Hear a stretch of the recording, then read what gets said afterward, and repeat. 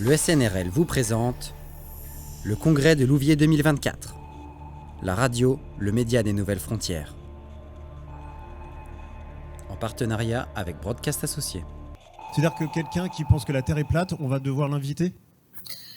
On peut inviter quelqu'un qui dit que la Terre est plate. Après, ce qui est bien, c'est que quelqu'un lui dise que la Terre n'est pas forcément plate. Et après, on peut, la liberté de communication, la liberté d'expression, elle reste, mais il faut quand même qu'il y ait des intervenants à l'antenne qui puissent contredire et apporter d'autres points de vue. C'est ça l'idée, en fait. L'idée, c'était de dire qu'à un moment donné, sur l'affaire CNews, c'est qu'il y avait des gens qui intervenaient qui n'étaient pas forcément encartés politiquement, mais qui avaient quand même un courant de pensée qui mettait en valeur certaines idées. Alors, ce qui est très, très compliqué, parce que nous, on le voit bien dans ce qu'on comptabilise comme personnalité politique. Parce que, par exemple, vous voyez bien que maintenant, de plus en plus, ça, c'est venu aussi télescoper, si je puis dire, une autre décision, qui était comment on détermine une personnalité politique. Puisque, effectivement, on voit qu'il y a de plus en plus de chroniqueurs, pour ne pas les citer, enfin, je peux les citer à l'antenne, C8, CNews, qui ont été des politiques. Par exemple, comme Ségolène Royal, Philippe de Villiers, Roselyne Bachelot, toutes ces personnalités, en fait, pourquoi on les comptabilise ? Parce que le Conseil d'État avait donné des critères pour pouvoir les apprécier comme personnalités politiques. C'était des personnes qui avaient eu des responsabilités politiques ou qui s'étaient récemment présentées à des élections, qui rentraient dans le débat politique. On sait bien que tout ça, c'est des critères, hein. Nous, on apprécie au coup par coup, c'est pas forcément évident. Mais des personnalités qui n'ont été connues que comme personnalités politiques, on devait les comptabiliser comme personnalités politiques. Alors, pas forcément dans un parti, parce qu'elles sont plus forcément dans un parti. C'est pour ça qu'on a cette catégorie, si je puis dire, à la fois divers gauche, divers droite. Je sais que c'est assez complexe, mais en même temps, ne pas les comptabiliser et ne pas les apprécier, c'était quelque chose aussi de compliqué à partir du moment où elles étaient des chroniqueurs réguliers et qu'elles étaient à l'antenne. Merci pour ces précisions. Les contrôles de l'Arcom vont s'effectuer comment là-dessus, sur nos radios, par exemple ?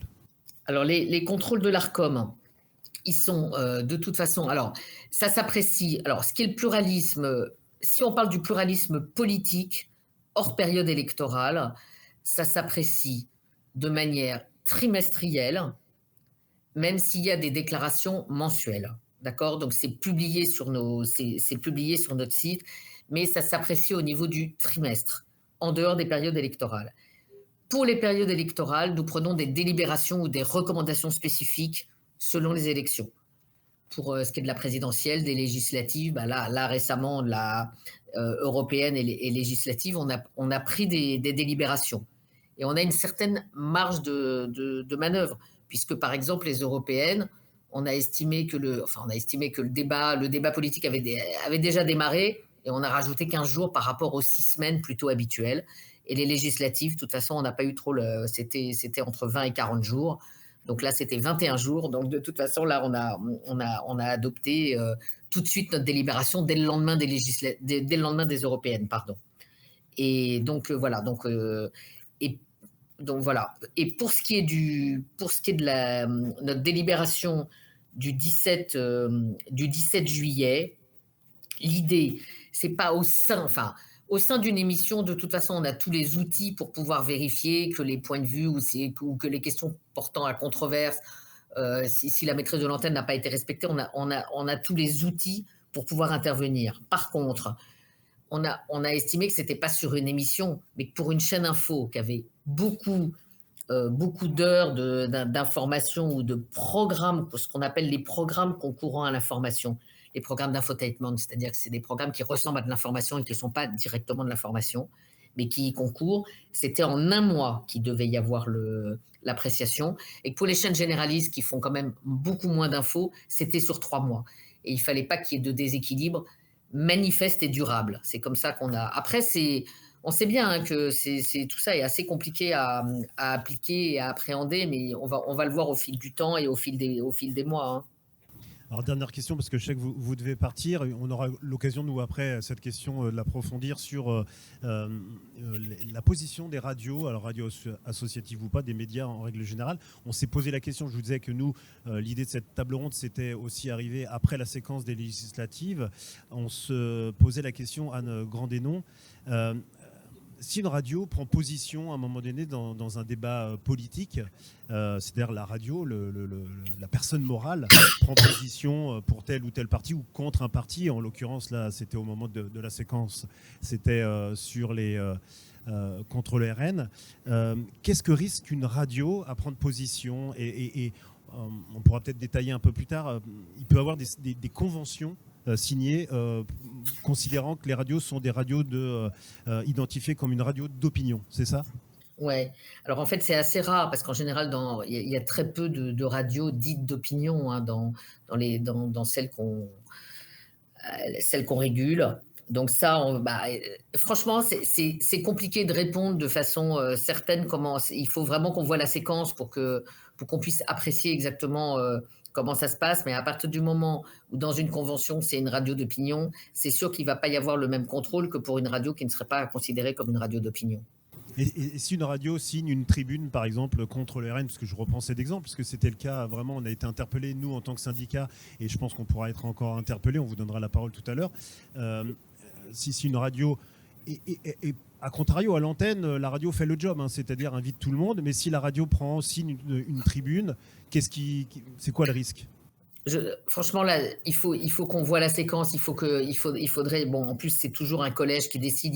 C'est difficile de répondre de façon générale à comment on peut apprécier ça. Vraiment, je dis pas ça mais c'est vrai que c'est compliqué. Non, mais c'est important parce que c'est des questions que nous on a eu beaucoup de questions autour de ça. On s'est posé nous-mêmes ces questions-là. Donc on va essayer de. En tout cas, merci beaucoup d'être intervenu aujourd'hui sur cette table ronde. Je vous remercie, merci beaucoup. Ça a été un peu compliqué techniquement, mais parce que c'était un peu last minute. Mais en tout cas, je vous remercie beaucoup pour votre accueil et pour toute la facilité que vous avez manifestée pour que je puisse participer à cette table ronde. Merci beaucoup en tout cas. Merci beaucoup Anne Grandénon. On rappelle, vous êtes membre de l'ARCOM et présidente du groupe Pluralisme et Déontologie. Alors, nous, on va continuer le débat avec Christophe Pasquier, qui est journaliste et directeur d'antenne de Radio Plus. Il est membre aussi du Conseil national du SNRL. Merci Christophe. Merci. Et Octave Niptowski, donc vous êtes avocat à la Cour au barreau de Paris, c'est ça ? Oui, bonjour. Bonjour, merci d'être présents à tous les deux. Donc on va essayer de répondre déjà à ces questions. Peut-être Octave, vous avez écouté la conseillère de l'ARCOM. Vous aviez peut-être envie de rebondir sur ce qu'elle a dit sur, par exemple, les radios d'opinion. Ça existe en France ? Vous avez identifié des radios d'opinion ? Oui, les radios d'opinion existent et elles peuvent bénéficier de conventions. Et c'est en ça que si jamais elles s'expriment publiquement à prendre position dans la mesure où la convention doit bien préciser le fait que c'est une radio d'opinion, il n'y a pas de problème. La question se pose différemment en revanche pour les radios généralistes, même si elles sont associatives et locales. En revanche, il y a des radios qui ne sont pas forcément des radios d'opinion, mais il y a beaucoup de radios en France, des radios religieuses, des radios confessionnelles, notamment catholiques, qui, elles, pourraient être... Et la question se pose de savoir si, par exemple, un jour, il y a un candidat qui se revendique de parti chrétien-démocrate. Est-ce qu'une radio d'obédience catholique pourrait appeler à voter pour ce candidat ? Là, la question est plus subtile. Mais à mon sens, le risque, dans la mesure où Madame de l'ARCOM a expliqué que la nouvelle délibération du mois de juillet 2018 impose d'analyser le respect du pluralisme, le critère de 3 mois, si il y a une déclaration sporadique intervient dans une radio associative générale qui bénéficie d'une convention générale, s'il y a une prise de position une fois à un instant T, et si par ailleurs le pluralisme est bien respecté et que l'honnêteté de l'information est elle aussi respectée, il n'y a pas de risque à prendre position. Et de façon générale, et je parle sous le contrôle des gens de l'ARCOM qui peuvent être présents ici, à ma connaissance, j'ai jamais vu de sanctions prononcé par l'ARCOM à raison de manquement au pluralisme envers une radio. Donc il n'y a pas de risque à prendre position si la ligne éditoriale de la radio, si en interne dans l'association tout le monde est d'accord pour qu'il y ait une prise de position sporadique qui intervienne à un moment donné. Et l'Arcom, de la même façon, ne peut pas forcer une radio à inviter quelqu'un. Il y a toute une jurisprudence, c'était Benoît Hamon qui voulait se faire inviter au moment des élections européennes il y a quelques années, qui voulait se faire inviter, qui avait saisi le Conseil d'État, et on avait dit que l'Arcom ne pouvait pas forcer une chaîne de télévision, là en l'occurrence, mais c'est les mêmes règles, ne pouvait pas forcer à inviter quelqu'un. Donc il n'y a jamais eu de sanction qui existe. Et si par ailleurs le pluralisme est bien respecté et l'honnêteté de l'information est garantie, il n'y a pas de risque à prendre position de façon sporadique. C'est important parce que c'est un débat qui nous a traversé au mois de juin de 2024. En préparant cette table ronde, on a échangé aussi sur le fait qu'aux États-Unis, par exemple, les médias, on l'a vu là, avec la séquence des élections, de l'élection présidentielle, aux États-Unis, les médias aux États-Unis prennent vraiment appel à voter pour un candidat ou une candidate. La définition du pluralisme aux États-Unis, c'est pas la même qu'ici, en fait. Oui, ça, mais il n'y a pas le pluralisme n'existe pas aux États-Unis, et ça offre en ça un contraste saisissant avec ce qui se passe en France, où là, le pluralisme a valeur constitutionnelle. C'est pour ça que là-bas, ils peuvent acheter des milliards de pubs sur les même antennes. que les candidats aussi peuvent dépenser autant d'argent qu'ils veulent. Il n'y a pas de limite, en fait, comme la Constitution américaine, elle s'est construite en opposition envers l'État et les régulations de l'État. Il est possible de tout faire, et la Constitution, de la même façon que la liberté d'expression est absolue et il n'y a aucune limite posée à la liberté d'expression aux États-Unis, la notion de pluralisme n'existe pas, là où en France, elle a valeur constitutionnelle, bien qu'elle ne figurait pas dans la Constitution de 58. C'est le Conseil constitutionnel qui a identifié le pluralisme comme ayant une valeur constitutionnelle. Puis en 2008, il y a eu une réforme constitutionnelle où le législateur a modifié la Constitution pour y intégrer la notion de pluralisme. Donc désormais, le pluralisme fait partie de la Constitution française, et c'est en ça que c'est ce qui justifie aussi le contrôle de l'Arcom, et aussi votre raison d'exister, parce que si l'Arcom vous attribue des fréquences, j'allais dire aussi facilement, mais ça n'est peut-être pas, mais si vous avez la chance de pouvoir bénéficier de l'attribution de fréquences hertziennes, qui est une denrée rare, Monsieur le Président l'a rappelé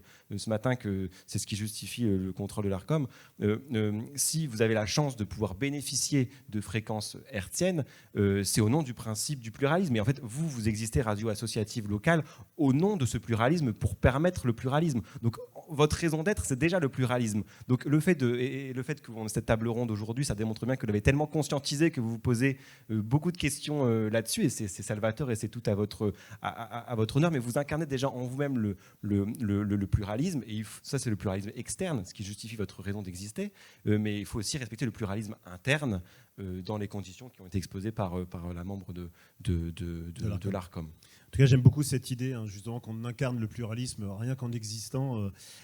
Christophe, tu es journaliste, on se connaît, tu es directeur d'antenne de Radio Plus. On parlait de la délibération là, de l'Arcom. Qu'est-ce que ça va changer pour toi aujourd'hui de respecter les 3 mois, là, comme on vient d'en parler, on ne va pas le répéter. Ça va changer des choses ? Bon, alors, je vais présenter un peu la radio. On va situer un peu l'environnement de la radio, parce que c'est très important. En fait, on est dans le Pas-de-Calais, dans une zone industrielle, dans l'ex-bassin minier, donc là où il y a des montagnes noires quand on arrive.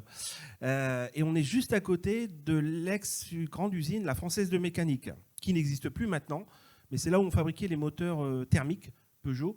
Et aujourd'hui, c'est AAC, avec plus de 5000 salariés. Voilà. Donc on est vraiment au cœur d'une zone industrielle, au cœur du bassin minier, de l'ex-bassin minier, parce que les mines n'existent plus dans le sens pur du terme.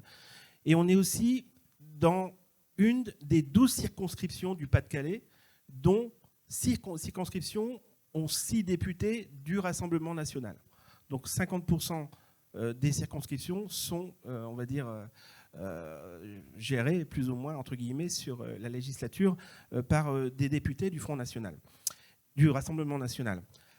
Alors, on fait avec, parce que c'est sûr que quand on fait un plateau radio, quand on veut faire une émission décentralisée, à à Hénin-Beaumont, par exemple, où là, il y a quand même, depuis, je crois, 2017, un maire du Rassemblement, 2014, bon, voilà. Eh bien, on y va, on n'a pas peur d'y aller. On a même une convention avec la ville d'Hénin-Beaumont. Bon, ça, c'est l'anecdote. Mais surtout, c'est qu'on se dit on doit avant tout se mettre au service de la population et non pas au service des électeurs qui votent Rassemblement national.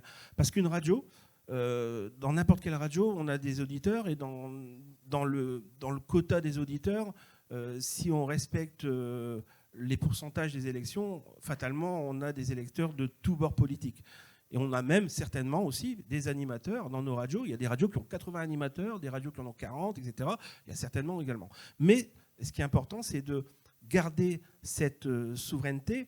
Et il ne faut pas oublier non plus qu'au niveau des radios, on a ce pluralisme qu'on doit respecter, et on essaie de l'appliquer le mieux possible. Alors c'est sûr qu'on ne fait pas de politique, mais lorsqu'on fait des plateaux, alors que ce soit sur le salon polonais aussi, il y a un grand salon régional polonais à Hénin-Beaumont également. On travaille aussi à Bruay-la-Buissière. Bon voilà, donc on prend notre cheval, notre cheval de bataille et puis notre bâton de pèlerin, on prend nos micros et on échange même avec les élus, mais on ne parle pas politique, et on essaye de se faire connaître aussi comme média de proximité avec une faculté justement d'échanger avec la population sur tous les thèmes. Et alors justement, pour cette délibération de l'ARCOM du 17 juillet, on rappelle maintenant, c'est plus que le pluralisme politique, c'est le pluralisme des courants de pensée et d'opinion. Est-ce que pour toi, ça va changer les choses, de faire attention à ce que tu vas passer à l'antenne? Parce que là, vraiment, politiquement, avant, c'était simple. On savait que si on invitait le RN ou le Parti communiste, voilà, on les identifiait très bien. Là, c'est un peu plus compliqué, parce que quelqu'un peut être juste catalogué et sans carte de parti politique, mais appartenir à un courant de pensée. Alors justement, j'y ai réfléchi et je me suis dit que chez nous, à la radio, on a un conseil d'administration. Donc un conseil d'administration composé d'animateurs ou même de personnes qui ne font pas de la radio, mais qui font partie de la vie de la radio. Ça peut être aussi, d'ailleurs j'ai un membre du conseil d'administration qui est plus technicien, c'est lui qui va nous réparer quand les toilettes fuient, voilà. Mais il fait partie de l'équipe, et puis c'est grâce à lui aussi qu'on peut continuer à faire notre travail, et puis voilà. Donc au niveau technique, tout ça. Et je me dis que si un jour il y a un élu, par exemple, qui souhaite rentrer dans le conseil d'administration et qui est, pourquoi pas, effectivement, un élu du Rassemblement national ou d'un parti bien ancré dans la région, et qui souhaite peut-être à un moment donné donner son avis, mettre en place une directive, ou alors dire non, là, on va peut-être pas parler de ça, parce que bon, là, effectivement, ça poserait problème, parce qu'en fait, c'est pas que sur les ondes, c'est aussi au niveau du pilotage de la radio, avec ceux qui font vivre la radio, le conseil d'administration, le bureau, où là, il faut effectivement faire très attention. Donc moi, j'aurais plus peur de ça qu'au niveau de l'antenne, où là, de toute façon, comme le signalait tout à l'heure la conseillère Arcom, où on est quand même écouté, et je pense que par rapport à ça, à mon avis, il n'y aura pas trop de problèmes. Mais c'est plus au niveau d'un travail interne où on risque d'avoir on va dire, un verre dans la pomme, quoi. Et là, il faut faire attention. C'est mon avis. Octave Nitowski, vous voulez peut-être rebondir sur ce que vient de dire Christophe Pasquier? Non, c'était c'était simplement pour ajouter quelque chose par rapport aux critères de déclaration trimestrielle qui ne s'imposent pas à vous, en fait. La déclaration mensuelle qui doit être faite, c'est pour les grands opérateurs nationaux, les chaînes de la TNT et les 9 radios qui ont des fréquences hertziennes, qui doivent déclarer mensuellement la disposition, les tableaux de temps de parole. Vous devez le tenir en interne, mais vous devez les communiquer à l'ARCOM que si on vous le demande. Donc en ça, vous bénéficiez d'une marge de manœuvre. Il n'y a pas un contrôle régulier auquel vous devez vous soumettre, et tant mieux. Et on rappelle, de toute façon, là on parle de courant de pensée, mais le pluralisme hors période électorale existait déjà. Oui, il y avait un pluralisme en période électorale qui est renforcé, et l'ARCOM a émis des recommandations à la veille de chaque scrutin pour bien respecter le temps de parole. Mais en dehors des périodes électorales, effectivement, normalement, vous deviez déjà avoir le réflexe, dès lors que vous faisiez parler quelqu'un, de faire parler l'opposant municipal sur un sujet. Donc ça s'appliquait déjà. Et à la différence de l'élection présidentielle, où là, il y a une égalité de temps de parole qui doit être respectée, que ce soit en période électorale, hors élection présidentielle ou en dehors de période électorale, c'est davantage un critère d'équité dans le temps de parole qui s'impose à vous. Et donc en ça, on vous demande grosso modo de maintenir l'équité qui n'est pas une égalité parfaite. Donc effectivement, c'est pas évident à gérer, mais il faut veiller à l'avoir en tête. Simplement sur la délibération Arcom, c'est non seulement, à mon sens, de ce que j'en ai compris, c'est encore on n'a pas encore d'idée de comment ça pourrait être interprété par la suite, parce que c'est tout récent, et comment ça pourrait être mis en œuvre concrètement par les radios et les chaînes de télévision, mais à mon sens, ça porte non seulement sur les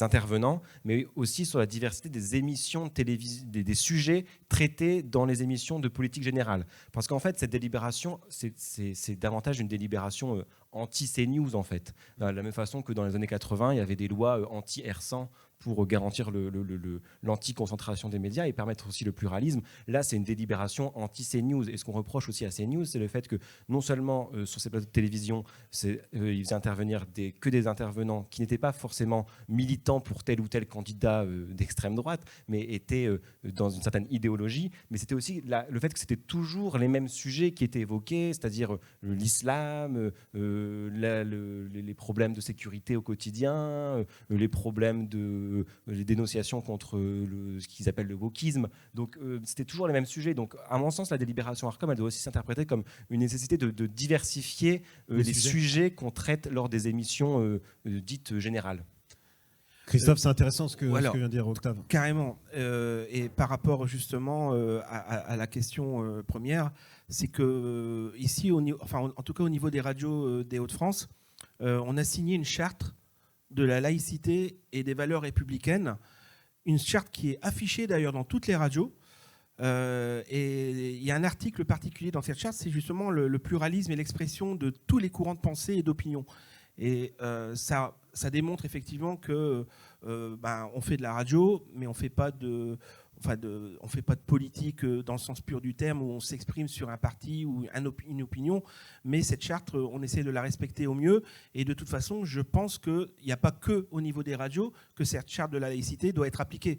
La Ligue de l'enseignement, il y a plein d'autres associations, et c'est la base même de la démocratie et du pluralisme, enfin, en ce qui me concerne.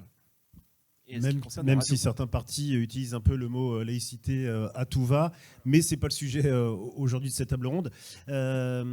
Octave Nitrowski, donc, vous êtes avocat au barreau de Paris. Quel recours pour une radio en cas de conflit avec des acteurs politiques locaux, pas forcément avec l'Arcom? Est-ce qu'on a des recours, nous, sur ça, sur le pluralisme? Alors malheureusement, il n'existe pas en France, il n'existe pas de délit à l'entrave de l'exercice de la liberté d'expression. C'est quelque chose qui pourrait être étudié à l'avenir, mais j'ai pas l'impression que ça soit dans l'air du temps. C'est quelque chose qui pourrait être, par exemple, dans l'actualité, on s'est aperçu que, par exemple, LVMH empêchait certains journalistes d'accéder à ces conférences de presse, aux informations délivrées. Donc c'est plus les entreprises que la politique. Les entreprises de presse, mais on a, par exemple... Comme les procès Bayon. Ouais, c'est ça, mais même le RN. Le RN, par exemple, les journalistes de quotidien de l'émission Diane Barthès, ils sont interdits de participer à des congrès, enfin des conférences de presse du RN, comme des journalistes de Mediapart. Donc les partis politiques peuvent aussi entraver la liberté d'expression des journalistes en leur empêchant de faire leur travail. Et en ça, il n'existe pas de délit d'entrave à la liberté d'expression. Ils sont dans leur droit, c'est ça? C'est comme vous pouvez décider de ne pas j'ai cru ouvrir au public aujourd'hui. Aujourd'hui, j'ai cru comprendre que ce n'était pas ouvert au public. C'est votre droit de rester entre professionnels. Donc, comme vous êtes une société de droit privé, vous pouvez faire une association, un syndicat, vous pouvez faire ce que vous voulez en fait. Sans sombrer dans la discrimination raciale ou sexiste, mais vous pouvez parfaitement le faire. Et c'est ce que fait le RN envers certains journalistes pour l'accès à ces conférences de presse et ces meetings. Mais il n'y a pas de moyen de lutter contre ça. Donc les seuls moyens de lutte, entre guillemets, en tout cas de se défendre, vous me parlez de protection légale, donc c'est des moyens de défense, plutôt c'est d'utiliser le droit commun, le droit pénale générale, notamment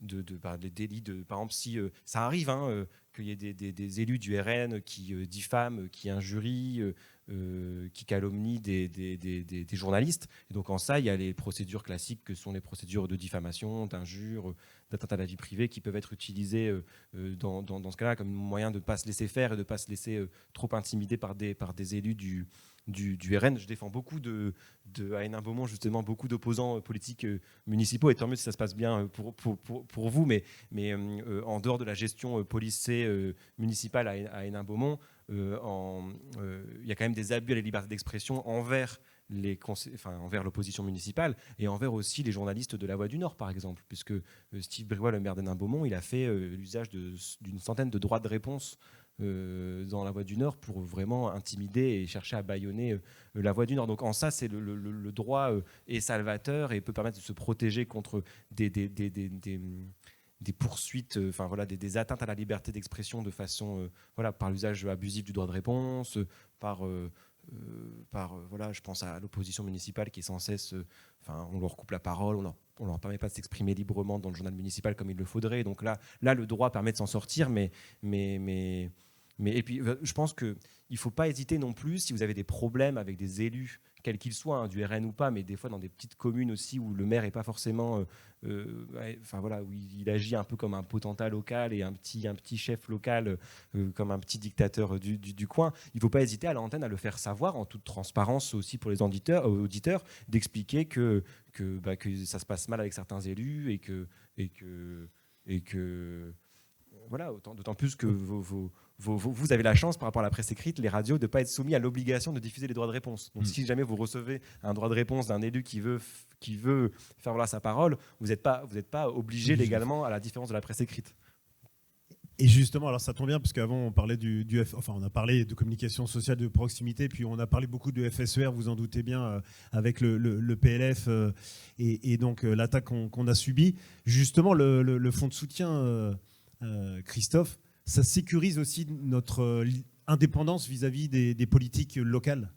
Oui, complètement, parce que on fait une photographie avec un maximum de couleurs où justement on peut intégrer dans nos radios plusieurs thématiques. Donc on passe de la culture à l'éducatif, on passe de l'environnement à la laïcité, on passe Donc tous ces thèmes-là. Alors surtout quand on entend aujourd'hui qu'il y a des élus du RN qui souhaitent que la subvention FSER soit plus surveillée. Sous quels critères? Parce qu'il y a quand même... déjà, on a la charte de la laïcité. En plus, il y a le FSER. Et l'ARCOM. Donc, je ne vois pas comment on peut... voilà. Après, c'est sûr qu'il ne faut pas oublier une chose aussi importante, c'est qu'aujourd'hui, avec la concentration des médias, 80% des médias sont tenus par les plus riches. Ce qui fait que les radios associatives, les radios locales, les médias locaux, les médias, voilà, c'est une minorité. Et donc, si on capte on va dire des cerveaux à 80% avec des chaînes qui ont en général... alors, pas tous, je suis d'accord, on en a discuté tout à l'heure, il y a quand même des chaînes qui font de la culture, l'éducation, etc. Mais ce que le public, le grand public, 80% des gens entendent, voient, que ce soit dans les médias télé ou dans les radios, c'est tenu par les plus riches. Et donc les radios associatives, nous on fait de la résistance. Alors peut-être en parler après de ce côté résistant, parce que hier il y avait justement avec Eric Lucas qui a fait un excellent échange et une excellente table ronde sur la résistance dans les radios. Mais je pense que nous radios associatives, on est peut-être les meilleurs résistants sur tout ce qui peut nous arriver pour demain. Quand on voit ce qui se passe aujourd'hui aux États-Unis, c'est incroyable, quoi. Ce que Trump est en capacité de dire devant des millions de personnes, c'est inconcevable en France. Le traité, voilà, quoi. C'est incroyable. C'est pire que dans les films, quoi. Alors, mais ça existe. Je ne sais pas si on aura l'occasion de débattre aujourd'hui sur la résistance qu'on fait nous encore aujourd'hui, parce que la table ronde va se terminer dans 15 minutes et on va laisser la parole. Octave, vous vouliez peut-être ajouter quelque chose, sinon je voudrais embrayer. Simplement qu'en plus du pluralisme, vous parlez de Trump, il y a en plus du pluralisme, l'indépendance et le respect de l'honnêteté de l'information ont la même valeur constitutionnelle. Donc c'est la même valeur que le pluralisme. Donc c'est tout aussi important. Ouais. Alors justement, position pour terminer, position du SNRL, il y a eu beaucoup d'effervescence, tout le monde était un peu énervé au moment, enfin quand je dis tout le monde, c'est tout le monde au niveau en France, au niveau des élections législatives, parce que c'était rapide, parce qu'il a fallu prendre position, parce qu'on a eu peur, et nous on avait souhaité voilà, peut-être réfléchir sur une position à faire barrage au Rassemblement national. Il y a eu beaucoup de discussions en interne. Au final, on ne sait pas. Beaucoup de radios nous le reprochaient parce qu'on ne prenait pas position. D'autres radios nous le reprochaient parce qu'on voulait prendre position. D'autres syndicats nous disaient il faut prendre position. D'autres disaient non, il ne faut pas prendre position. C'était un peu schizophrène à cette époque-là. Et donc, alors, Emmanuel Boutrin, président, pourra réagir puisque c'est vrai qu'on a eu beaucoup de réflexions, beaucoup de discussions autour de ça. Donc, Emmanuel, si tu veux prendre la parole, t'hésites pas. Vous, en tant qu'avocat, je crois que vous avez été traversé par les mêmes débats, c'est ça ? Ce dont vous faites par là, ça me fait penser à ce qui s'est passé, nous, dans la profession d'avocat, parce qu'au moment de la dissolution, les mêmes peurs se sont confrontées à nous, et les débats que vous avez eus, c'est les mêmes débats qu'il y a eu dans les syndicats d'avocats. Donc les syndicats plutôt de gauche, eux ont pris position, les syndicats plutôt de droite, non, et les syndicats plutôt centristes, eux se posaient la question de savoir s'il fallait le faire ou pas.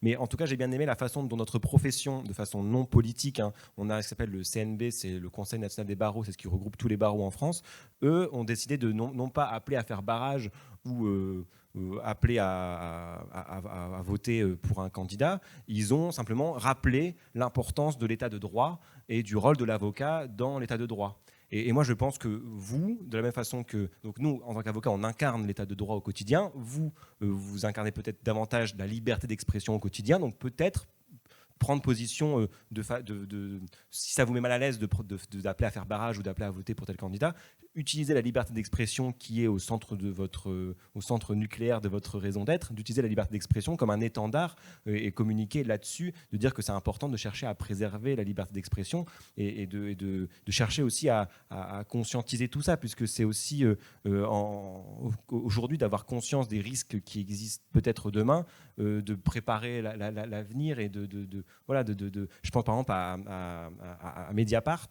qui a préparé un plan au cas où il y aurait un pouvoir illibéral qui arriverait en France, que ce soit extrême droite ou pas. En fait. Voilà, un plan au cas où. Qu'est-ce qui se passe si d'un coup il y a une perquisition dans notre journal, si tout d'un coup on met l'un de nos journalistes en garde à vue, qu'est-ce qui se passe, comment on organise l'arrivée d'un pouvoir illibéral en France. Et donc vous pouvez vous servir de la liberté d'expression comme un étendard pour plutôt que d'appeler à voter pour quelqu'un ou de faire barrage.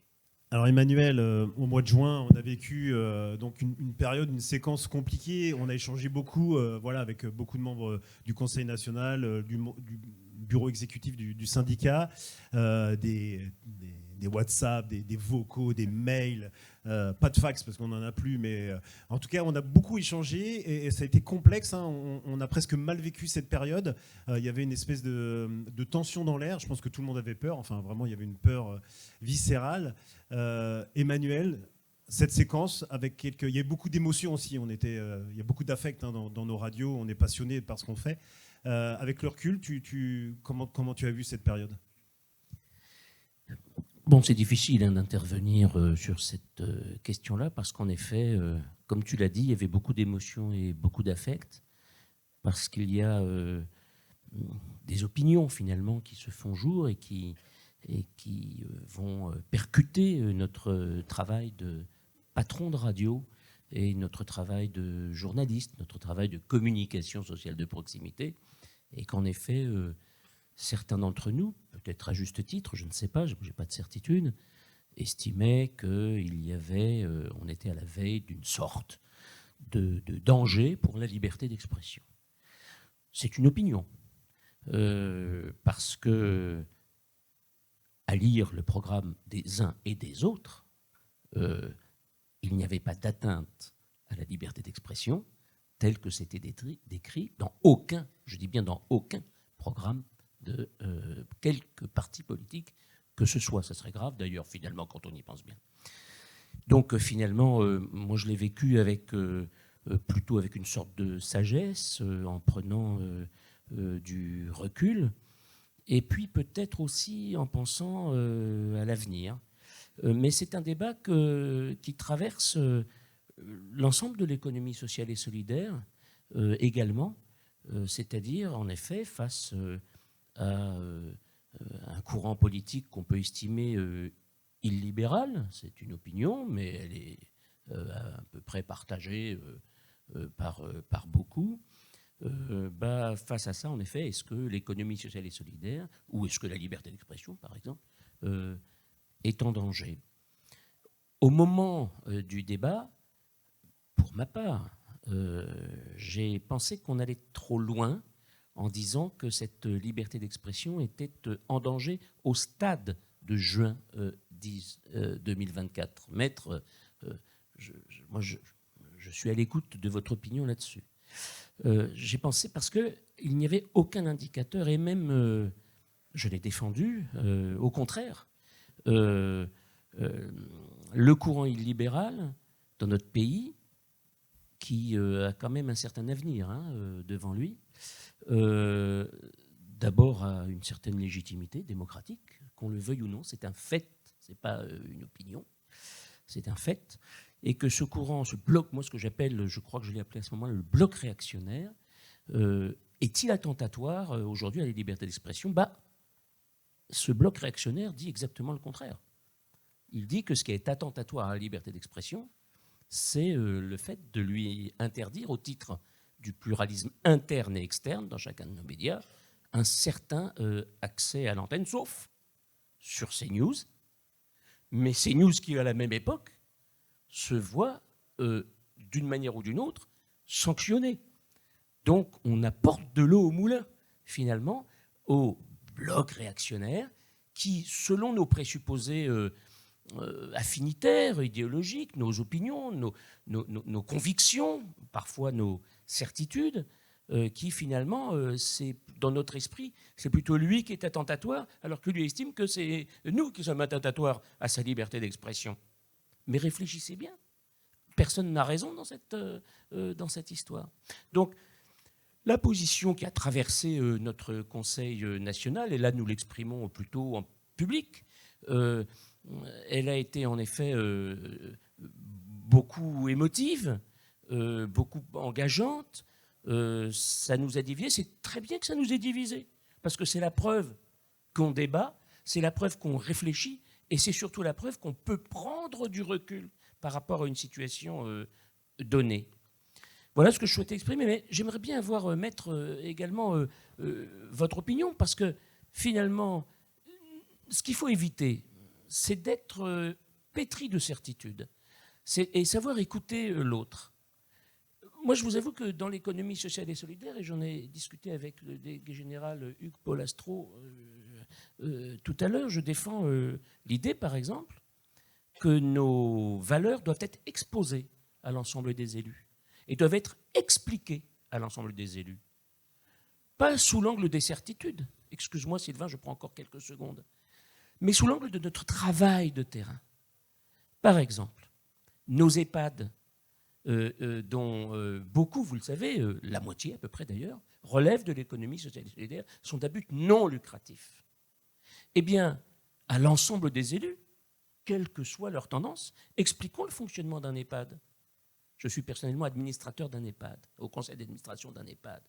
Je n'ai pas honte d'aller voir l'élu local, soit Rassemblement national, par exemple, pour dire voilà comment on fonctionne, voilà comment il faut nous aider. J'ai pas peur parce que je suis fier des valeurs que je défends. Je suis fier des valeurs portées par ma radio locale, par le travail de communication de proximité que je fais que nous faisons, que ma station de radio fait, que mon équipe, c'est pas moi personnellement, mais que mon équipe fait auprès des jeunes des quartiers. Je suis fier et je suis prêt à aller l'expliquer. Après, qu'on ait une différence de point de vue avec tel ou tel élu, d'ailleurs, paradoxalement, souvent, ce n'est pas ceux qu'on pense les plus proches de nous qui sont les plus engagés dans notre soutien. Mais les autres non plus, d'ailleurs. Notre indépendance fait que, et notre indépendance éditoriale fait qu'on n'a pas toujours les amis qu'on souhaite, ni les ennemis qu'on souhaite. Voilà. Mais c'est ça notre travail.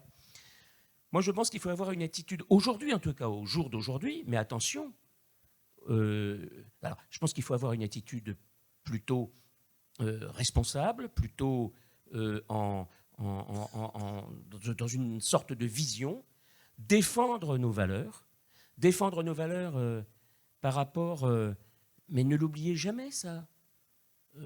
On nous a fait croire en juin et en juillet que un bloc progressiste avait gagné les élections. Mais vous savez bien que c'est faux. C'est faux. Le bloc réactionnaire a fait 11 millions de voix, le bloc progressiste 8 millions. Ne gobons pas non plus tout. Je suis désolé d'être aussi... Mais j'ai de l'émotion quand je vous dis ça. Mais regardez les résultats. Donc c'est un fait. Allons convaincre les 11 millions d'électeurs sur les valeurs intrinsèques de l'économie sociale, sur le travail de nos radios de proximité. Allons les convaincre. Et je suis sûr qu'on peut les convaincre, y compris sur les thématiques les plus brûlantes, les plus émotionnelles, comme celle de la régularisation des travailleuses et des travailleurs sans papier, où on peut convaincre chaque personne sur l'utilité sociale et économique d'une régularisation des sans-papiers. Je l'ai expérimenté.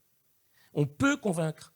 Et c'est ça, c'est notre pouvoir de conviction, notre pouvoir sur notre travail de communication sociale de proximité, j'ai terminé, Sylvain, sur lesquels, en effet, on peut avancer. Et notre force, je crois vraiment, sincèrement, notre force, c'est notre pouvoir de conviction. Bien sûr, ça demande du travail. Bien sûr, ça demande d'aller voir les gens. Ça demande de savoir leur parler. Mais il faut savoir parler à tout le monde. Et pas seulement à ceux qui sont censés être nos amis. Et je dis bien censés, parce que des fois, on a des drôles de surprises. Mais ça ne veut pas dire que nos adversaires politiques sont des amis. Ce n'est pas ça que je veux dire. Mais ça veut dire qu'on peut les convaincre. Voilà, c'est tout ce que je voulais vous dire et vous exprimer de manière un peu passionnée. Excusez-moi. Hein. Voilà, merci Emmanuel. Alors c'est vrai que le débat, tu peux garder le micro parce que s'il y a quelqu'un qui veut prendre la parole, c'est vrai que le débat a été passionnant pendant cette période compliquée parce qu'il y avait effectivement certains de nos membres qui disaient pas tout à fait la même chose que toi, qui disaient que localement ils étaient attaqués par le RN en fait. Et c'est ça qui était compliqué pour nous à exprimer en fait. C'est de dire comment on essaye de prendre de la hauteur comme tu viens de l'exprimer Emmanuel, mais comment on rebondit sur ce qui est aussi dit par notre base, nos adhérents, où ils ont des vraies attaques. Il faut pas le nier. Maître, vous vouliez peut-être... Simplement sur le fait qu'en 2020, vous dites, cher monsieur, qu'en 2024, la liberté d'expression n'est pas plus menacée que ça. Ce que je constate dans mon exercice professionnel au quotidien, c'est que c'est l'inverse. C'est que depuis que Macron est au pouvoir, oui, bien sûr, mais donc ça mange pas de pain dans ce cas de figure-là que de rappeler l'importance de la liberté d'expression. Ça se dirige envers tout le monde, envers chaque menace contre la liberté d'expression, puisque on a quand même eu une censure préalable de Mediapart en 2021, on a eu la garde à vue d'une journaliste de Disclose en 2022. C'est ça, mais donc ça mange pas de pain de rappeler l'importance de la liberté d'expression. Peu importe qu'on dise, ça se dirige contre personne, en fait. C'est ce que je souhaitais rappeler.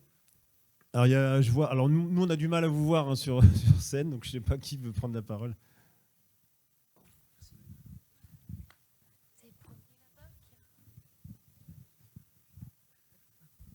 Je vais être bref. Hervé Dujardin, président de la Fédération des radios associatives du nord de la France. Donc, voilà, j'ai mon trésorier sur scène. Juste préciser deux choses. Quand Christophe nous parle d'une charte qu'on doit affichée dans nos locaux, c'est la charte que la région nous a imposée. Ce n'est pas la charte que nous, on a établie entre nous, radios associatives de la fédération, parce que nous, on a une charte pour adhérer à la fédération dans laquelle on défend les droits humains, les droits à la dignité, les droits à l'expression. Et puis, je monte un dossier fonds de soutien chaque année où on me dit « Mais qu'est-ce que vous avez fait en action en faveur de la lutte contre les discriminations ?» Bah ouais, je combats les idées qui vont à l'encontre de ça. Ou alors on met un critère promotion de la France traditionnelle, et là je vais savoir pour qui je vais devoir rouler, et c'est pas du tout ce que je veux faire. Ce que je veux dire, c'est que faut pas oublier non plus qu'à l'époque on avait l'EPRA, qui était quelque chose qu'on a tenté, qu'on a fait, qu'on voulait maintenir, qui a été fusillé. Il y a un moment, on sait pourquoi on fait de la radio. Moi, Hénin Beaumont, j'ai plus le droit d'y mettre les pieds. J'ai été viré par Monsieur Bild. Voilà, Manu Militari, ça s'est passé comme ça, je suis interdit à la région quand je fais mes interviews, je suis journaliste politique, j'ai des interviews, je me prends les réseaux sociaux pour me parler de l'adresse de mon coiffeur. Vous voyez le niveau quand même des interpellations, quoi. Vous pouvez consulter, il n'y a pas de souci, c'est publié. On en est un peu là. Donc oui, il était important pour nous à la France, très vite, de publier pour dire, attention, nous on a des valeurs, on est là pour faire un travail, on défend, on a signé des chartes, et il y a un parti qui s'oppose à nos valeurs. Voilà, et ce parti, c'est l'extrême droite. Alors, ils ne se sont pas sentis visés, puisqu'ils ne sont pas un parti d'extrême droite, comme ils aiment tellement à le rappeler. Nous, on l'a clairement identifié comme ça. S'ils sont sentis visés, j'y peux absolument rien. Ce que je veux dire, c'est qu'il y a un moment, la peur n'empêche pas le danger. Et qu'il faut appeler un cul, un chat. Et que quand on n'a pas ce courage, on se prend moins 10 millions dans la tête en se demandant de où vient le coup, alors qu'on a tous quand même une petite idée de où ça aurait pu germer, à peu près, je ne sais pas. On va mener l'enquête, parce que l'enquête, on va la faire et on va savoir... Oui, parce que pour l'instant, on n'a pas de fait, donc on peut peut-être pas... Voilà, si tu es journaliste, tu sais qu'il faut amener des sources. Là, c'est pas le journaliste qui parle. Ouais, c'est l'homme. C'est le président de fédération. Le journaliste, lui, il va faire le travail. Il va aller chercher et il va essayer de comprendre comment ça a pu arriver, ça a pu échapper au radar, parce que derrière, il y a du contrôle. Il y a des gens qui auraient pu penser, est-ce que c'est un ballon ? On ne sait pas.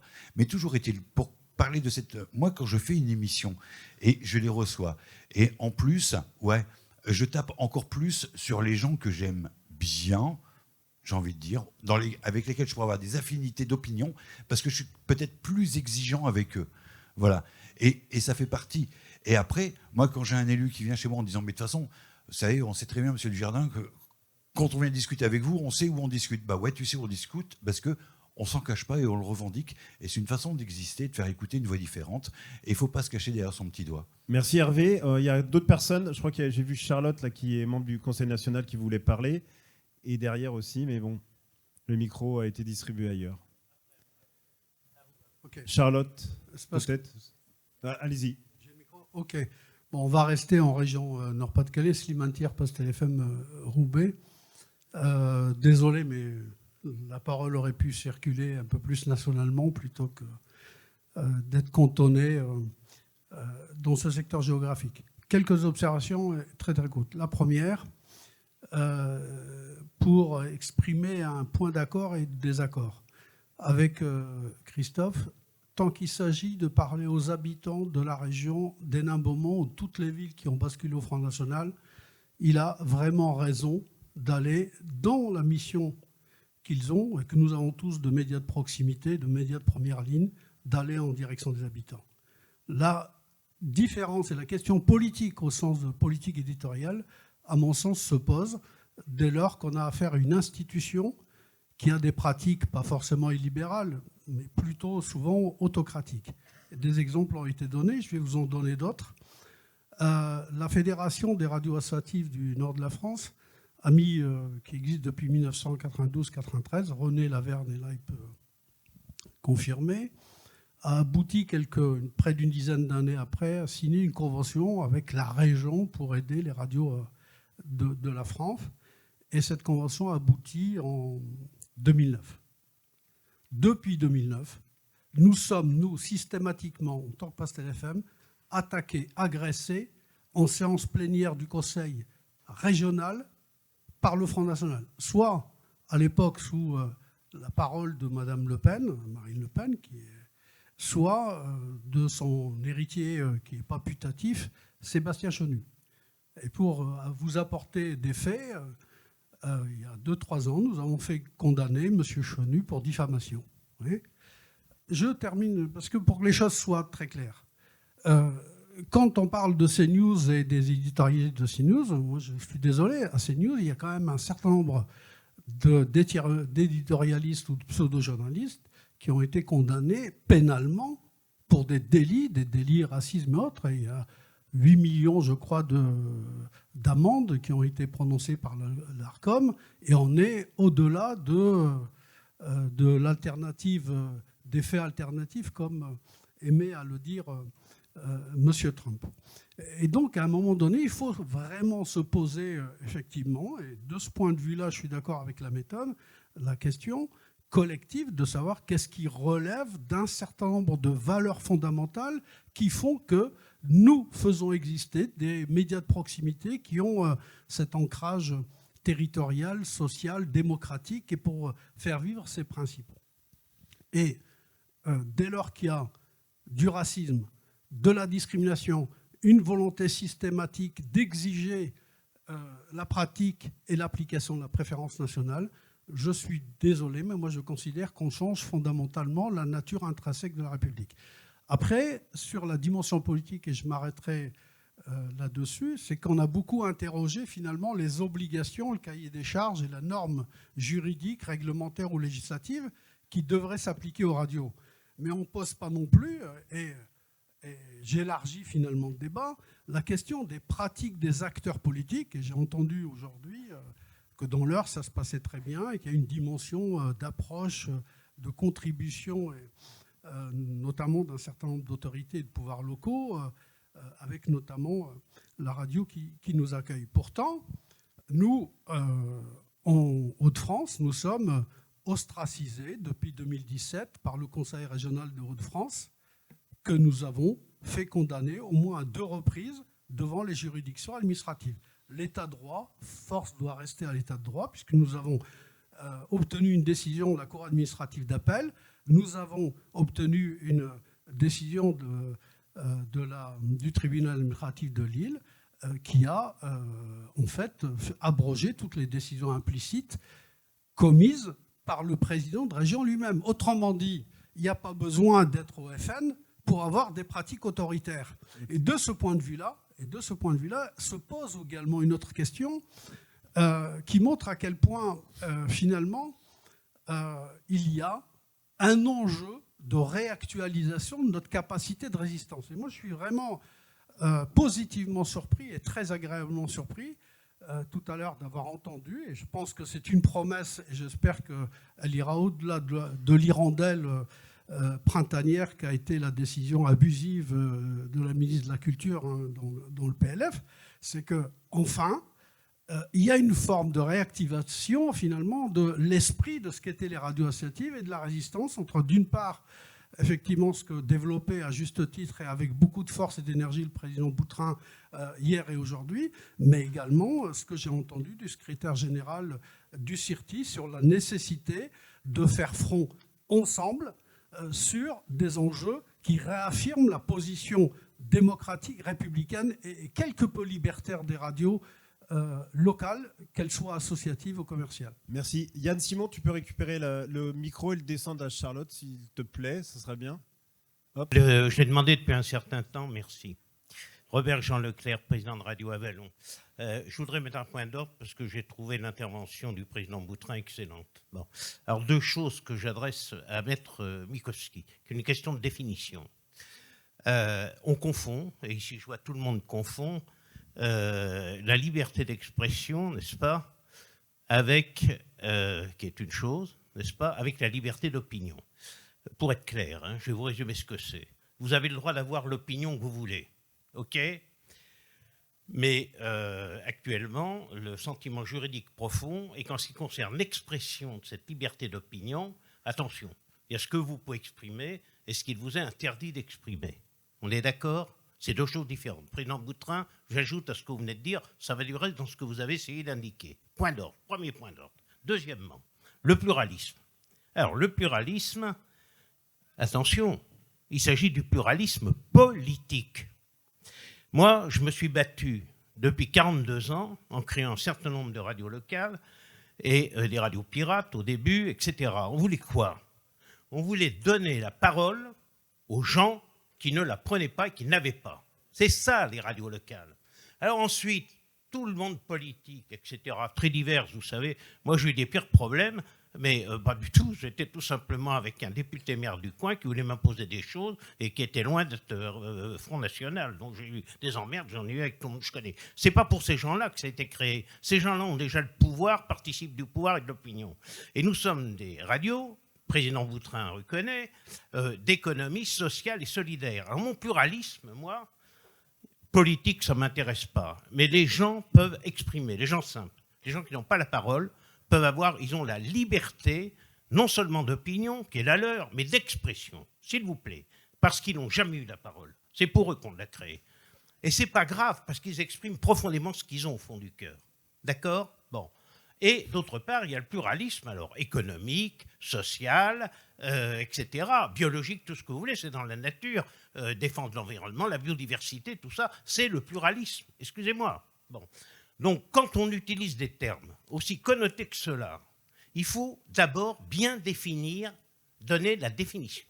Donc, je vous le répète, vous parlez d'un pluralisme politique, qui est tout à fait secondaire, et à mon avis, dans les radios qui sont très actives, très solides et tout, en général, ça tourne tout seul et elles restent indépendantes. Qu'est-ce qui fait l'indépendance de nos radios ? Vous ne croyez pas que ce n'est pas devenu des radios, des radios de collectivités locales et des choses comme ça. Bon, on va raquer un peu d'argent là-dedans parce qu'on a besoin de vivre et que c'est une solution et qu'on est citoyen. Et qu'à ce titre, on revendique tout simplement d'être aidé dans notre action citoyenne. S'il vous plaît, messieurs, c'est ça. C'est pour ça qu'on s'est battu. On ne s'est pas battu pour faire autre chose, n'est-ce pas ? Alors, je rappelle ça. Donc, là-dessus, on peut repartir sur une base très saine. Et je crois que, M. Boutrin, si vous repartez un peu sur ces bases de définition, elle renforce considérablement le discours que vous avez eu, qui est le même que j'ai eu dans ma pratique, moi, depuis 42 ans. Hein ? D'accord ? Bon. Alors, définition d'abord. Et, Maître Mickovski, maintenant, moi, je vous renvoie la balle. Donnez vos définitions. Insistez sur ce que vous appelez, notamment cette définition de base, qui est la liberté d'opinion, elle est tout le monde. C'est ce que tout le monde a le droit de... mais n'a pas le droit d'exprimer, mais a le droit de penser. OK ? Merci.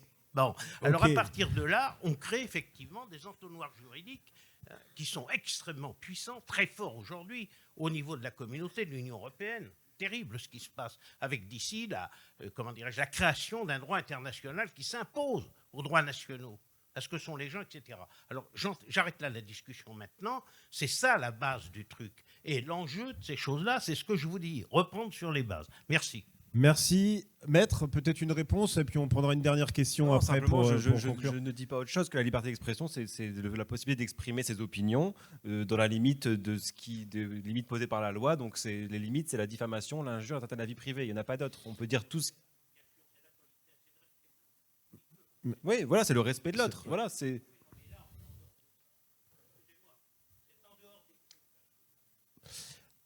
Non, enfin, je Non, pense qu'on mais a, il y a- on a exprimé ce qui est, voilà, c'était l'enjeu de la table ronde. Par contre, ce qui serait intéressant, Maître, c'est peut-être de documenter.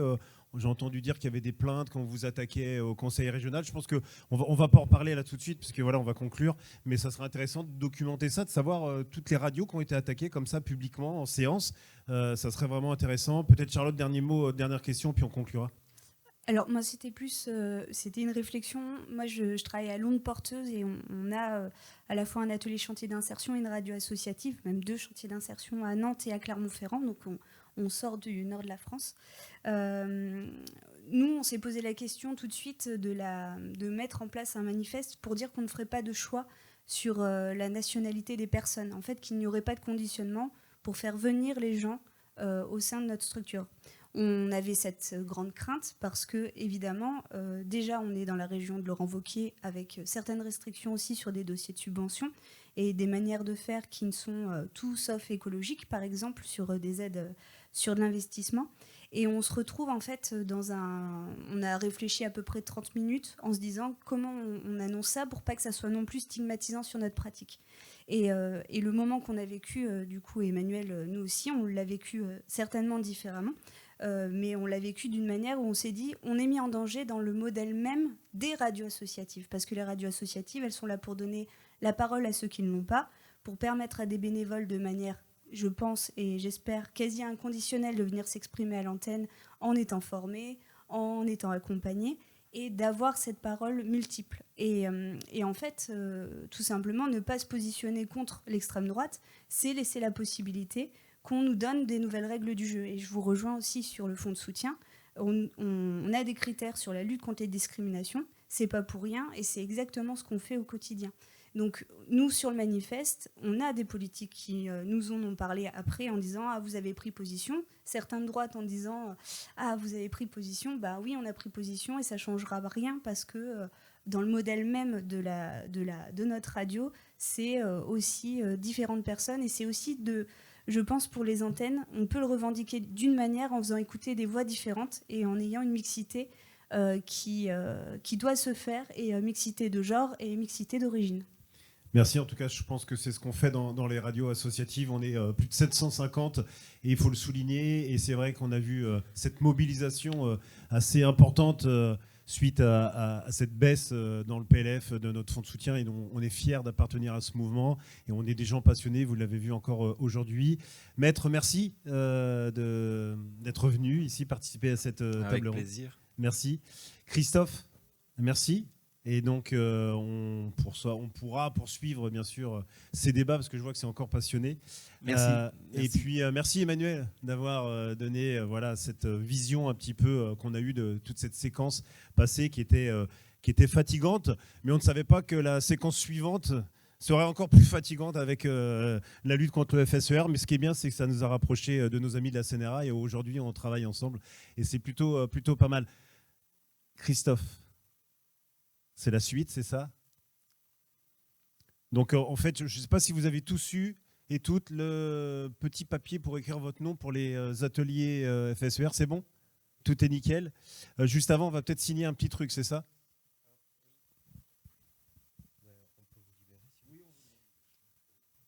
Donc, on va appeler sur scène les amis de Radio Player que je vois plus, que j'ai vu tout à l'heure. Régis au moins. Voilà, et merci. Donc Radio Player et Médiamétrie. Voilà. Régis, Jean-Marc Courrèges-Sénac aussi, coprésident de la CNRA et des locales, et Guy de Troussel de Médiamétrie. Alors, c'est la surprise. Non, pour vous expliquer rapidement. Oui, j'ai un stylo. Mais attendez, mais d'abord, asseyez-vous. Alors, pour vous expliquer la suite des événements et également aux personnes qui sont présentes sur scène, parce qu'elles le découvrent en live. Alors, tout d'abord, on va effectuer une présentation de Radio Player. Donc, avec Régis, il y a le PDF à l'écran. J'ai réussi à le mettre. Pourquoi Radio Player? On en a déjà parlé au sein du congrès il y a 2 ans. Il va vous présenter l'outil auquel on adhère désormais avec le CNRL, le SNRL et la CNRA. Et ensuite, on va procéder à la signature de l'accord en direct. Voilà, ça sera la nouveauté de la journée. Et ensuite, donc, parole à Guy de Troussel de Médiamétrie, que vous connaissez tous très bien. Pour présenter, Médiamétrie, je ne sais pas si c'est la peine de présenter, mais plutôt là aussi, c'est un accord qu'on a convenu ensemble au sein des locales avec la CNRA qui dispose d'un dispositif autour de Médiamétrie que je vais vous laisser présenter et qui va être étendu aux radios SNRL à partir de maintenant. Voilà. Donc, ils vont vous présenter tout ça. C'est la conséquence aussi des travaux qu'on a lancés en commun, donc comme on vous l'a évoqué au sein des locales. Et suite à cela, je vous laisse 20-25 minutes entre tous, donc Sylvain, tu gères. Suite à cela, donc les ateliers FSER auxquels vous vous êtes inscrits. Donc j'ai un tableau où j'ai listé, il y aura 2 groupes de 14-15 personnes. Un groupe restera ici et l'autre groupe dans la salle à côté. Il y a un petit îlot central là, avec canapé. Donc l'idée, c'est que les 14-15 personnes radio qui sont présentes vont être mises autour de la table avec un instructeur du FSER et la secrétaire générale qui a fui pour préparer le terrain. Voilà. Et vous pourrez poser des questions pendant... on a un temps de 3/4 d'heure, 1 heure, donc en direct.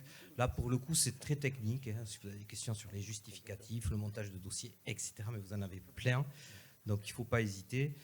On va les remercier quand même, les personnes de la DGMIC, d'être présentes, que ce soit la secrétaire générale et les instructeurs. C'est une première pour les instructeurs. Et dans le contexte actuel, ça n'a pas été simple. Voilà. Ni pour nous, mais ni pour eux. Et ils nous ont soutenus, on s'est soutenus. Donc voilà, on tenait encore à les remercier. Là. Et ben pour le coup, je vous laisse la parole, Régis. Et puis, Sylvain, puis Merci. Et si tu peux ramener les contrats avec un stylo, parce qu'on les a pas. Et 19h30 pour le repas derrière. C'est pas dans la même salle que ce midi. Ça sera derrière. Très bien, 19h30. Merci Régis pour Radio Player. Je vais te laisser la parole. Et je crois qu'il y a des slides, c'est ça? Merci, ouais. Je ne sais pas si j'ai une petite télécommande pour passer les slides. Ah, je ne sais pas. Je découvre tout. Est-ce qu'il y a une télécommande? Non, il faut un signe. Allez, je ferai un petit signe et puis on va y arriver. Et puis, de toute façon, je vais aller un petit peu plus vite parce qu'on n'a pas beaucoup de temps non plus. Déjà, je tiens à vous dire que je vous remercie de nous accueillir. Moi, je suis très heureux d'être ici parce que Radio Player, c'est un projet qui a été monté il y a plus d'une douzaine d'années par les broadcasters anglais, BBC, Global, Bauer, et qui est un projet à vocation mondiale, mais qui va à l'ultra local. Parce qu'un des intérêts du numérique et de l'écoute de la radio en ligne, c'est de pouvoir aussi se référer à des données de géolocalisation et de pouvoir restituer à un auditeur un paysage radiophonique tel qu'il a dans sa ville, dans son territoire, dans sa localité. Et à ce titre, c'était très important pour nous d'avoir cette discussion avec le SNRA et le CNRA, de s'assurer de pouvoir accueillir bientôt les radios associatives sur Radio Player. Donc je vais avancer un tout petit peu sur la présentation quand même. Donc Radio Player en France, ça a été lancé il y a maintenant un peu plus de 3 ans par les 6 principaux groupes de radios français, privés, commerciaux, donc vous les avez là. On va aller un petit peu plus vite. On a une mission qui est assez simple. La première, c'est de développer la souveraineté des radios françaises. Sur le numérique, c'est un petit peu le Far West. Entre des Amazon Alexa, des Google Assistants, des agrégateurs un petit peu sauvages type TuneIn qui prennent vos flux mais mettent de la pub dessus. On a un véritable enjeu de souveraineté dans la distribution. Et donc ça, c'est un des premiers enjeux de Radio Player. Et le deuxième enjeu, assez classiquement, c'est de développer de l'audience. Bien sûr, si on veut des radios sur notre plateforme, on veut développer pour elles de l'audience. Ça, c'est le deuxième point important de notre objectif.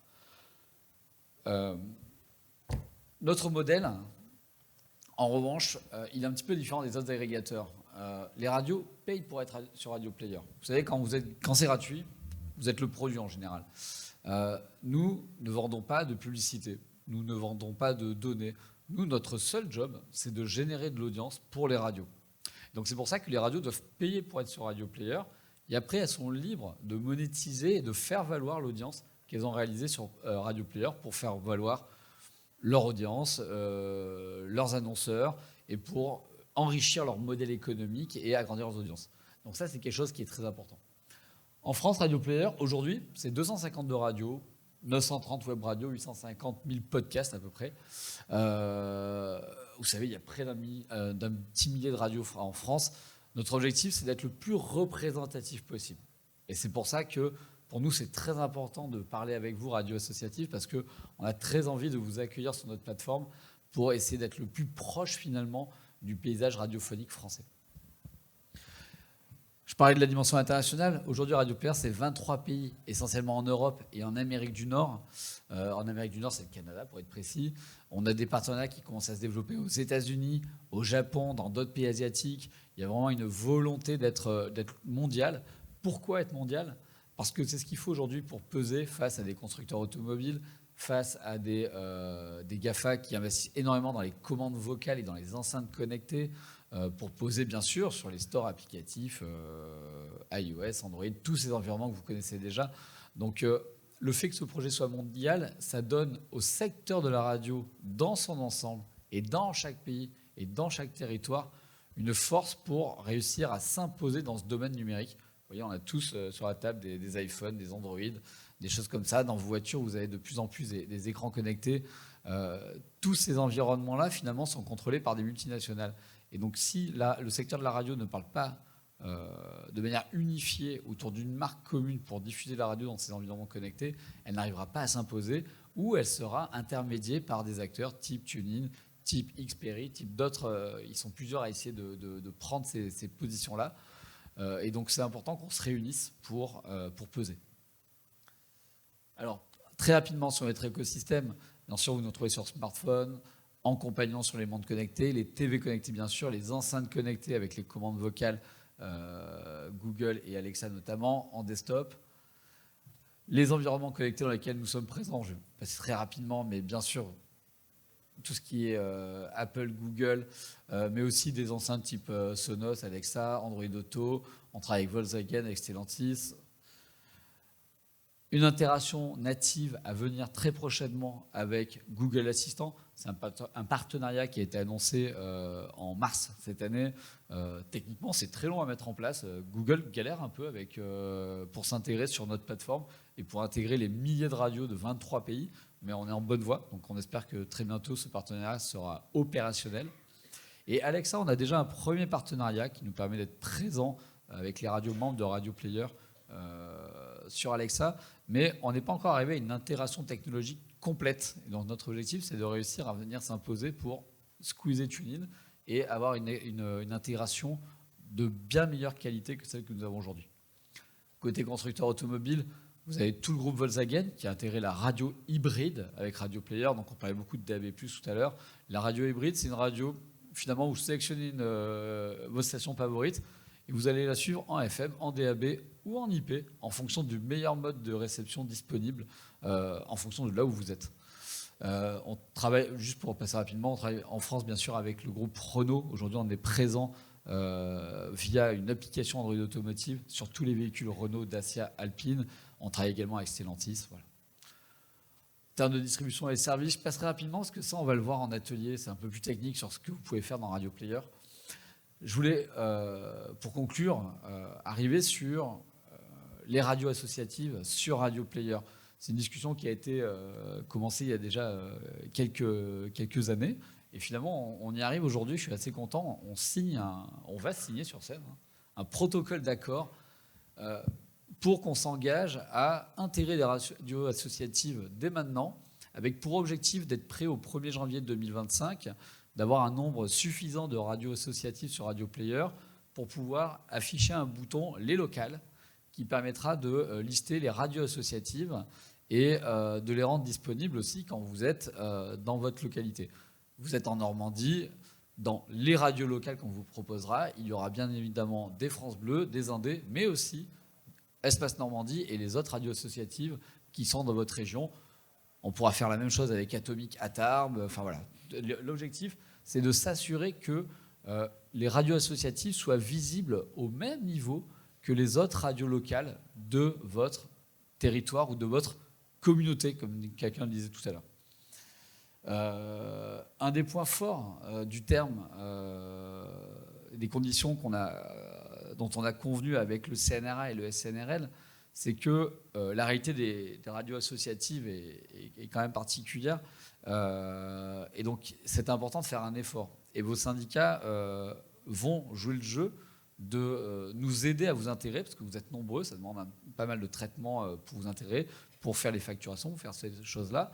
Et en échange, on va vous faire un tarif complètement unique pour vous. C'est-à-dire que le premier niveau d'accès en local pour Radio Player, il est de 500 € par an pour une radio.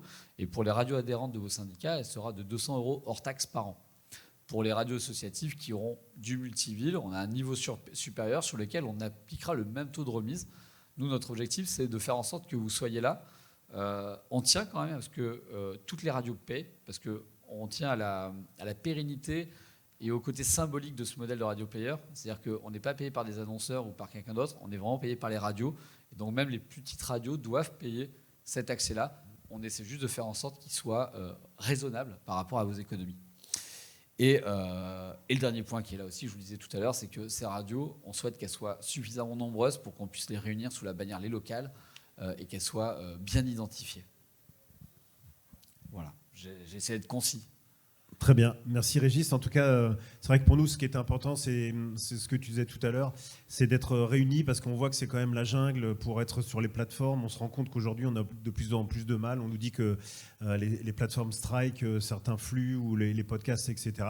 Et de toute façon, dans nos discussions qu'on a eues aussi, voilà, que ce soit avec l'ARCOM ou d'autres, on est auditionné pas mal de fois dernièrement et on se rend compte qu'il faut qu'on y aille tous ensemble, toutes les radios ensemble, parce que sinon, effectivement, tout seul, moi, ma radio, si j'y vais tout seul, je ne serai jamais écouté par Apple ou Amazon. Donc en étant ensemble, réunis avec Radio Player, ça nous permet d'être bien présents. On a mis du temps, c'est vrai, Régis, tu parlais d'années, bah oui, on a mis du temps à discuter, mais bah, ça y est, enfin, on est comme ça, on aime bien discuter, c'est la liberté, le pluralisme, comme on disait depuis tout à l'heure. Donc on a discuté, on est bien content de signer avec nos amis de la CNRA, donc sous les locales.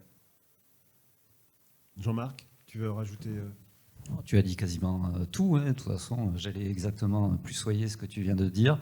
C'est important, notamment de conserver de sécuriser, je vais dire, les flux. C'est-à-dire, je sais qu'il y a pas mal de radios associatives qui sont totalement allergiques à la publicité et donc qui ne supportent pas si leur flux était précédé d'une publicité en pré-roll au niveau de l'écoute sur des enceintes connectées ou alors sur Internet directement. Donc ça permet de préserver l'intégrité de nos programmes. Donc c'est quelque chose qui est important. Par ailleurs, Radio Player se déploie un peu partout, se développe notamment dans un secteur qui est primordial pour nos radios, qui est celui de la mobilité. Donc, comme je l'ai dit aussi tout à l'heure sur notre débat, il est important que nous soyons présents sur différentes plateformes. Et donc, Radio Player fait partie de ces différentes plateformes. Et en plus, elle est sécurisée, entre guillemets, par rapport à d'autres applications, alors d'autres supports d'écoute qui récupèrent, mais ça m'a garanti d'intégrité de nos flux. Voilà, donc merci en tout cas. Je ne sais pas si les contrats sont dans le coin, je ne sais pas si on va les signer tout de suite ou après on fera une photo s'ils ne sont pas là, c'est pas grave.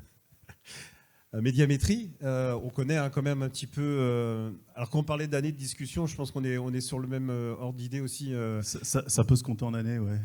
D'échanges, on va dire. D'échanges, voilà. Mais patience et longueur de temps font plus que force ni courage. Exactement, avec différents interlocuteurs en plus. Je pense qu'on est tous passés discussion avec Guy. Merci d'être présent, Guy. Là, en fait, il y avait le public des associatifs qui existait depuis quelques années avec la CNRA. Et donc, on vous l'annonce aujourd'hui. Nous, radio du SNRL, on a décidé d'aller sur cet accord, c'est-à-dire que c'est une nouveauté. Donc, je ne sais pas si vous pouvez présenter en quelques mots le public des associatifs. Et puis, Je vais être très bref parce que j'ai beaucoup trop parlé aujourd'hui. C'est quelque chose qui avait été mis en place, notamment avec Franck Gel de la CNRA, la Confédération nationale des radios assos. Parce qu'il nous semblait important aussi par rapport à des collectivités locales ou territoriales qui très souvent nous apportent des aides ou alors on travaille avec, de démontrer aux élus que nous avions en face, directeurs de communication ou alors sur des missions bien particulières, ils sont de plus en plus regardants par rapport à des objectifs d'audience sur les contenus qui sont réalisés. Donc il nous semblait aussi important de démontrer que les radios associatives étaient aussi des radios qui étaient écoutées sur les territoires. Et ça vient d'une réflexion d'ailleurs de la part d'un élu alsacien qui avait été faite à Franck en disant de toute façon les radios associatives elles ne sont pas du tout écoutées. Et Franck avait rétorqué que parfois, il faisait de la publicité, ces collectivités faisaient de la publicité sur des journaux qui n'étaient pas lus. Et donc, qu'on allait très vite mettre en place donc, un système de mesure d'audience avec Médiamétrie, qui est donc l'acteur le plus reconnu dans ce domaine-là. Tu me tends une perche. Effectivement, la mesure d'audience, c'est peut-être pas évident pour une radio associative dans l'ADN. Je vais vous mettre très à l'aise. Moi, je suis bénévole et administrateur d'une association. Mais c'est un centre culturel et une école de danse. Voilà. Après 20 ans de rugby et de basket, ça peut surprendre. Mais tout ça pour vous dire que je sais très bien ce qu'est le budget d'une association. C'est ma compagne qui la dirige. Donc j'ai un peu le nez dans la trésorerie et je vois comment on va chercher des subventions auprès de la mairie, du département, de la région, de la Fédération française de danse, des choses comme ça. Donc, et c'est intéressant d'avoir des indicateurs. Alors quand vous avez une école, c'est assez facile. Vous dites j'ai 350 adhérents, il y a 400 familles derrière, etc.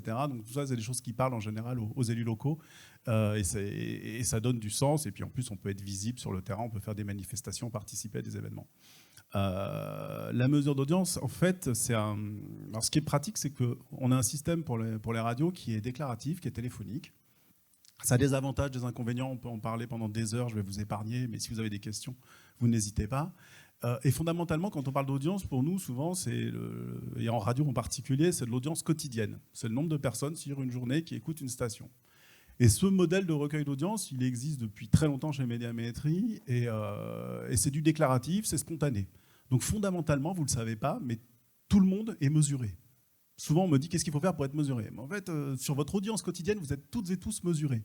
J'ai des chiffres sur à peu près tout le monde ici. Alors, il y a des stations sur lesquelles j'ai de l'audience, d'autres, j'en ai pas, parce que petite zone de diffusion, parce qu'il y a plein de paramètres. Mais dans les faits, tout le monde est fondamentalement mesuré. Mais sur un critère d'audience quotidienne, ce qui n'est pas évident, parce que émerger sur l'audience quotidienne, ça veut dire être cité spontanément par une personne au milieu de toute l'offre média qui existe, de toute l'offre radio qui existe. Et quelque part, quelqu'un qui vous cite spontanément sur sa journée quand on l'interroge, c'est un auditeur qui est extrêmement fidèle et régulier. Vous en avez, d'ailleurs, il y a des radios associatives qui ont des très gros scores d'audience quotidienne, mais ce n'est pas forcément évident pour tout le monde. Ça dépend aussi des bassins de population sur lesquels on travaille. Et donc, effectivement, dans notre modèle de recueil d'audience, en fait, en amont du questionnaire, on a une première partie de questions qu'on appelle assistées, alors, désolé pour le jargon, où on pose des questions sur une série de stations, et là, il faut être effectivement souscripteur, où on demande est-ce que vous connaissez la station oui, non, ne serait-ce que de nom, même si vous ne l'écoutez jamais. En plus, je vous fais la formulation officielle. Et si la personne connaît la station, on va demander ensuite ce qu'on appelle les habitudes d'écoute. Vous m'avez déclaré connaître telle station, est-ce que vous l'écoutez tous les jours, presque tous les jours, 1 ou 2 fois par semaine, moins souvent ou jamais? Et ça, c'est des choses qui sont posées au niveau de listes départementales. On est structuré beaucoup, notre plan de sondage est structuré par département. Donc ce qui s'était dit à l'époque, c'était avant même que je sois chez Médiamétrie, ou au début, et ça fait 20 ans que je suis chez Médiamétrie, c'est qu'on s'est dit on va ouvrir cette possibilité de souscrire aussi à ces questions de notoriété et d'habitude d'écoute aux stations associatives. Et le public des associatives, c'est ça en fait. C'est simplement se donner la possibilité d'intégrer cette liste de stations qui sont posées et de sortir sur une saison. Alors là, on le fait sur janvier-décembre, en fait. Donc pour nous, janvier-décembre, c'est de janvier à juin et de septembre à décembre. On ne sonde pas juillet-août, c'est important, je suis transparent là-dessus. Et c'est d'ouvrir cette possibilité aux stations associatives d'être intégrées et de produire un rapport de résultats qui, derrière, permet à une radio de dire il y a tant de personnes qui me connaissent, ça représente tant de % de la population sur mon département ou mes départements, puisque souvent, vous pouvez éventuellement diffuser sur plusieurs départements. Globalement, mon public régulier, c'est ça. Mon public global, c'est ça. Et un indicateur qui revient souvent, c'est que mon auditoire semaine, sur une semaine, je touche tant de personnes. Je dis ça parce que ça devient un peu un vrai sujet aussi pour les radios commerciales, qui de plus en plus communiquent sur une notion de couverture semaine, plutôt que sur une notion de couverture quotidienne. Kevin, tout à l'heure, du CIRTI en parlait, d'ailleurs, c'était intéressant. Effectivement, on est près de 90% sur une semaine et à peu près 7 personnes sur 10 sur une journée. Donc voilà, donc le public associatif, c'est ça. Ça nécessite de s'inscrire en amont. Donc ça, c'est important. C'est pour ça que j'ai aussi l'occasion d'en parler avec vous et ça tombe bien qu'on soit début novembre. On a toujours... Alors la tarification, du coup, je déroule. C'est très simple. Pour un département dont la taille de population est inférieure à 1 million, c'est 1 050 € hors taxe. Alors pardon, je raisonne hors taxe. Je sais qu'on raisonne TTC souvent. Et pour un département dont la population de 13 ans et plus, qui est notre référence, est supérieure à 1 million, c'est 1 250 € hors taxe. Et quand vous rajoutez des départements, vous ne multipliez pas à chaque fois, c'est 200 ou 400 € selon s'il s'agit d'un petit ou un grand département. Voilà. Donc vous avez une idée des budgets, donc on arrive à des budgets entre TTC, 1200, 1500 € à peu près, pour vous donner un ordre d'idée, voire un petit peu plus pour les stations qui diffusent sur des larges zones. Sur l'Île-de-France, on a même un tarif spécifique à 2100 €. Voilà, comme ça, vous saurez tout. Et de toute façon, tous ces éléments sont complètement accessibles et disponibles. Et l'accord cadre qu'on a historiquement depuis longtemps avec la CNRA, c'est qu'on fait bénéficier aux stations qui passent par la CNRA jusqu'à présent d'une remise de 10% sur ce tarif. Donc vous pouvez économiser TTC à peu près 200 €. Donc cet accord, nous, il a un intérêt, pour être très clair avec vous, parce que c'est centralisé au niveau de la CNRA, qui récupère l'ensemble des confirmations des souscriptions, ce qui n'empêche pas qu'on échange entre-temps ensemble. J'ai beaucoup d'échanges, là je vais rentrer dans un tunnel de 6 semaines où je vais avoir beaucoup d'échanges, mais c'est très bien, tant mieux. C'est centralisé au niveau de la CNRA, avec un seul bon de commande, je ne vous laisse pas imaginer le gain de temps pour moi pour gérer ça, et au niveau de la facturation également. Et en fait, ce qui est génial, c'est que là, on a pu ouvrir cet accord cadre aux mêmes conditions au SNRL. Donc une station qui est effectivement adhérente CNRA ou SNRL pourra bénéficier de ces 10% de remise sur le tarif de référence qui lui est totalement transparent pour tout le monde. Merci Guy. Je crois que vous savez tout. C'est tout. En fait, si vous êtes intéressé, donc là, ce qu'il va falloir faire très rapidement, parce que je crois qu'on est dans un délai assez contraint, c'est prendre contact pour les radios adhérentes du SNRL avec Christophe qui va récupérer les informations pour ensuite voir avec la CNRA. Et donc, et tout ça doit être définitif avant le 31 décembre. Le 20 officiellement, 20 décembre. Ouais, bah oui. Le 20 décembre. Et pour être franc, si on peut boucler le 16... Un petit peu avant, ouais. Vous me ferez plaisir parce que je sais qu'il y a toujours des retardataires. Quand il y a des retardataires, en général, on fait en sorte de ne pas les écarter du dispositif, mais clairement, si j'ai pas de son, pas de lumière, pas de nouvelles avant le 16 décembre, ça va être difficile d'intégrer le dispositif sur 2025. Voilà, je et donc après, c'est une étude qui va durer pendant 1 an, et donc la réponse les sera le février d'après, voilà. 2026. Donc les stations qui ont souscrit là sur l'année 2024 auront leurs résultats en février 2025, et on repart après pour 1 an. Voilà. Et merci en tout cas pour cet accord. Je pense qu'on peut conclure, Christophe. Il n'y a plus rien là, on part sur les... J'ai fait 25 minutes. Ah, ouais, mais il y a... les contrats, c'est après ? Oui, c'est après. Merci à vous toutes et tous d'avoir nous avoir écoutés cet après-midi, aujourd'hui. Donc là, il y a les ateliers, 19h30, à côté, c'est le repas. Merci, bonne soirée. Le SNRL vous a présenté le Congrès de Louviers 2024, la radio, le média des Nouvelles Frontières, en partenariat avec Broadcast Associés.